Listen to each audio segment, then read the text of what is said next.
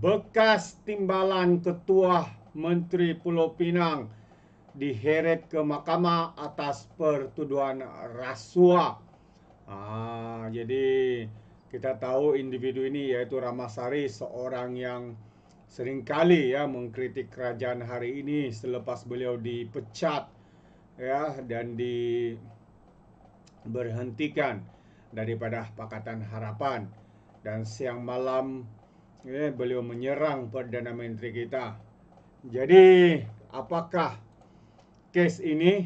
Ayo kita lihat kenyataan media ini untuk kita mengetahui lebih lanjut lagi.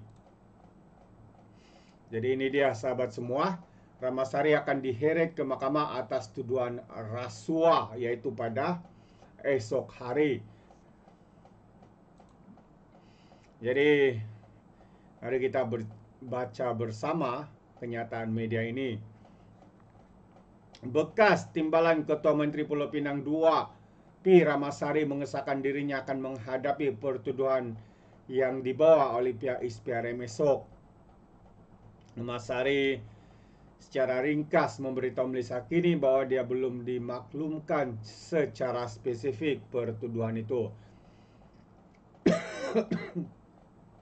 Bagaimanapun katanya,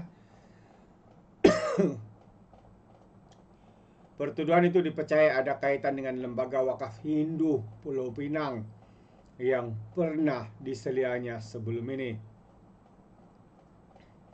Menurutnya lagi, dia merancang untuk membela diri terhadap tuduhan tidak berasas itu yang didakwanya dikaitkan dendam politik.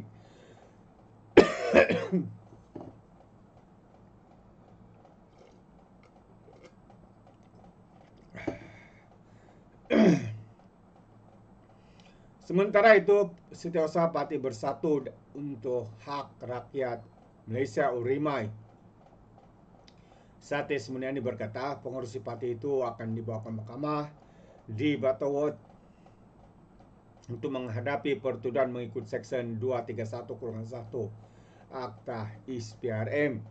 Pertuduhan di bawah Seksyen itu memperuntukkan hukuman penjara sehingga 20 tahun dan denda sekurang-kurangnya 5 kali ganda nilai suapan atau 10.000, mana yang lebih tinggi. Kami difahamkan pegawai ISPRM di Pulau Pinang bertindak di bawah arahan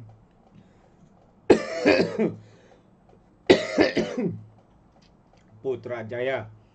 Bukan kebetulan bahwa pertuduhan ini muncul ketika Ramasari secara terbuka mengkritik Perdana Menteri Anwar Ibrahim, khususnya dalam isu nepotisme dan tadbir urus. Jadi katanya, pada pandangan kami tuduhan ini jelas bermotifkan politik. Apa-apa yang berlaku sahabat semua yang disalahkan Perdana Menteri. Inilah politikus-politikus sampah yang selalu menyalahkan orang lain atas tindakan sendiri. Sates juga mendakwa bahwa beberapa pemimpin DAP telah gigih melobi ISPRM untuk meneruskan kes berkenaan, dengan pengundi India semakin menjauhkan diri dari mereka daripada parti berbilang kaum seperti PKR dan DAP. Nampaknya kerajaan Madani terpaksa menutup mulut suara-suara sumbang. Bijak mereka menggunakan keadaan. Ramasari dan Urimai akan melawan dakwaan ini katanya di Mahkamah Undang-Undang, dan kami percaya kebenaran akhirnya akan menang. Mereka yang berkuasa mungkin cuba menggunakan institusi negara untuk menakut-nakutkan dan menyekat pengkritik, tapi mereka mesti ingat kuasa tidak kekal katanya. Tambah lagi, jika Anwar dan kerajaan percaya mereka boleh menutup mulut Ramasari dengan tuduhan berunsur politik, mereka silap besar. Ketua Pesuruhjaya ISPRM ketika dihubungi mengesahkan pertuduhan terhadap Ramasari ada kaitan dengan PHEB.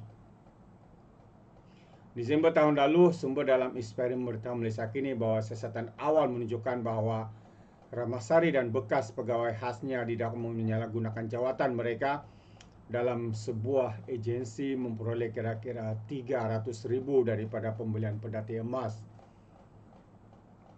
Uang itu, kata sumber berkata, adalah untuk pembelian pedati tersebut daripada sebuah syarikat luar negara yang kedua-dua suspek mempunyai kepentingan. Sumber itu menambah Ramasari disakit dalam menyalahgunakan kuasa apabila meluluskan bantuan perubatan 50.000 kepada seorang individu yang dipercayai sekutunya. Terdahulu pada Ogos bernama melaporkan bahwa pengganti Ramasari dalam PHEB ahli lembaga ahli Parlimen DAP Raya telah menyerahkan penemuan lembaga audit forensik dalam dalaman kepada pihak ISPRM.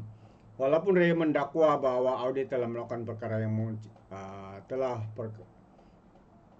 menemui perkara yang mencurigakan, namun dia tidak memberikan butiran mengenai perkara itu kerana ingin mengelak daripada menjejaskan sebarang siasatan oleh pihak ISPRM. Pengauditan itu juga mendapat kecaman Ramasari dengan bekas ahli Parlimen DAP itu mendakwa bahawa audit tersebut adalah cubaan untuk memburukkan namanya. Jadi itu antara kes yang dihadapi oleh Ramasari.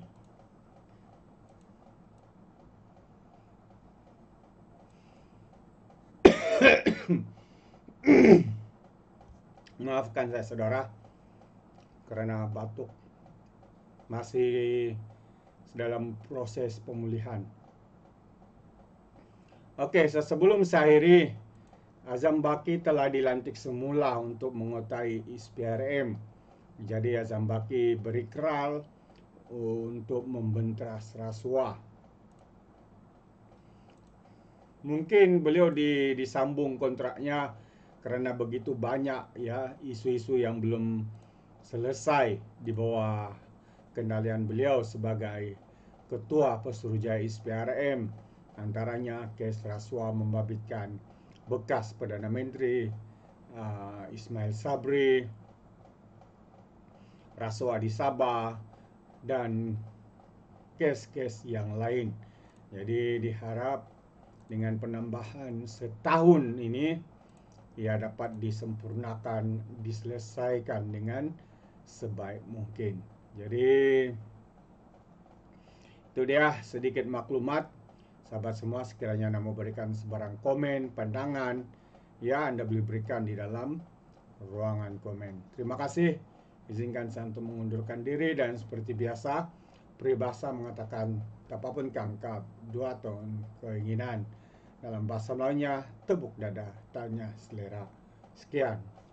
Bye-bye.